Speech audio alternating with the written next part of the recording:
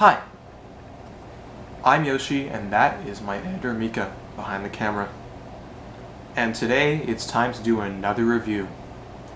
Now, as you know, on June the 30th, Jay-Z dropped his 13th non-collaborative studio album titled 444, and it was a smash hit with critics and me. Calvin Harris dropped an album the same day titled Funk WAV Bounces Volume 1. And nobody cared. I will now be doing a review of it because I thought, wow, it's funky, it's WAV, and it's bounces, right? It looks like a beach album because it's a picture of a beach, and it's going to be a summer album because it's Calvin Harris, and it's going to be a kind of club banger album with guests such as Frank Ocean, Schoolboy Q, Young Thug, Travis Scott, Snoop Dogg, John Legend, and plenty of Pharrell Williams and some Lil Boat. This album, I was really excited going into it. With a guest list like that, I mean, it's impossible for this album to tank. And then I heard it. So, here is a track-by-track run-through of Funk WAV Bounces Volume 1. And if you've heard this album, don't crucify me by the end. Now, the first track of the album is titled Slide, and it's probably going to be the biggest hit of the summer because it has Migos and Frank Ocean on it. And it's a great beat, beautiful piano intro, and Frank Ocean and Migos absolutely, completely steal the track. Calvin Harris is a bit not very catchy with his production, and nothing really catches your attention, but it's a pretty good club song, pretty good beach song. I can see it's becoming a big staple of the summer, 17. And then Cash Out bleeds in, second track on this album, and Schoolboy Q, once again, great feature, and this beat actually surprised me. It was really catchy, it was really major, and it was very bombastic. It was in its feel. It was very catchy. It caught your attention. It got you dancing. It's impossible not to dance to this song. Lyrically, of course, it's about cashing out, big bucks, partying. That's all this album really has in lyrical content. But as a fun song, this really does it. Then it bleeds right into Heatstroke, which has Young Thug. And if you know Young Thug, you do know that he can steal any track and make it fun. And he does it here. It's about partying, it's about his usual subject matter, but it fits with the beat, which a bit uninspired, but you don't need to be really all that catchy when Young Thug's there to steal a track. It's a pretty darn good track. I really like it. That rolls into Rollin'. And I hate Future. I'll just get that across. This beat goes on for almost 5 minutes. It does not change, which would be really acceptable if Future could bring his A game, but even his A game, in my opinion, is really uninspired, and this is his F game. This is one of the worst Future verses I've ever heard, and a really lackluster song. Because of him, he ruins it for me, which then bleeds into Prayers Up, which Travis Scott, I mean, he can make any track fun, right? No.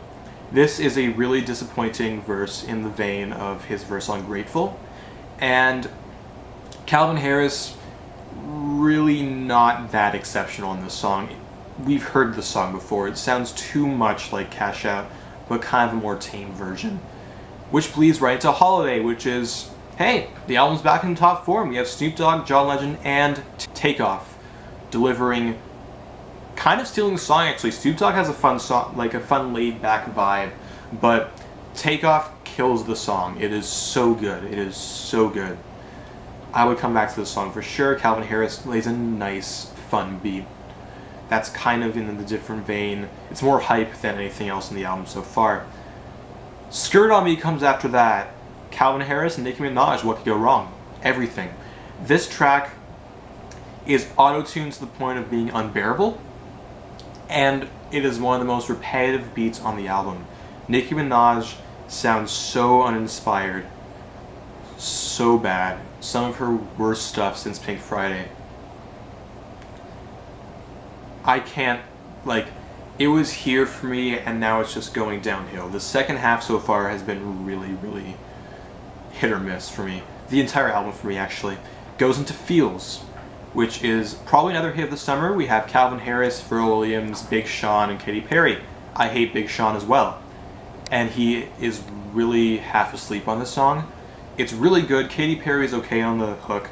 Pharrell Williams kills it. Calvin Harris delivers a great beat. Almost jungly vibe, but Big Sean ruins the song for me. The last verse is abysmal. And then it bleeds right into Faking It, which, once again, Calvin Harris delivers his F game, takes his beat. It's really lackluster, really uninspired, and kind of makes room for the guest artist. There's only one problem. The guest artist is Lil Yachty. And he delivers one of the most infamously and most meme-ish verses of maybe the last year. Pepperoni's on your face. That's why I think about you every time I eat pizza.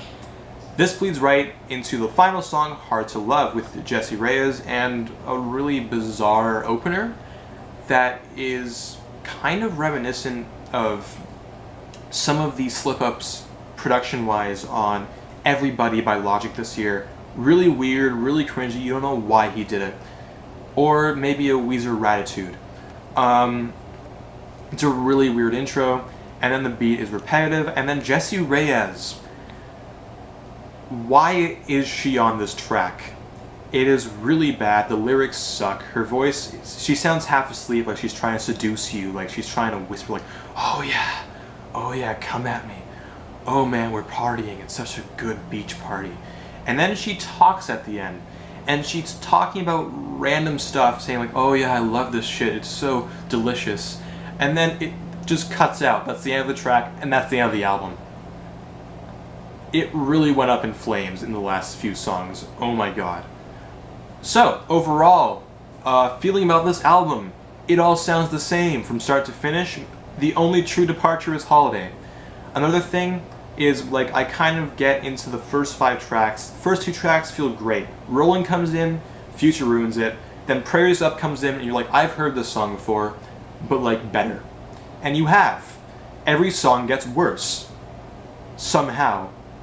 Every song gets worse, except for the 6th track, which is kind of like the one peak, and then it goes downhill.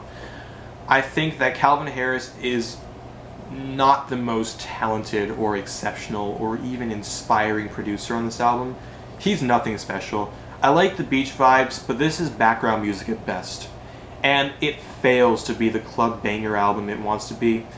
It does not use its guest list to, like, all these guests probably drop some of their most disappointing and bored sounding content. And overall, this fails as a fun album. Slide will be the song of the summer. Feels might be the song of the summer, and I am reluctant to call it that, but this will amount to nothing else. And honestly, it's 37 minutes, but it feels like an hour. If I were to grade this album on its intention and what it actually accomplishes, and just how I feel throughout the album, and how the album feels as a cohesive kind of project, a D.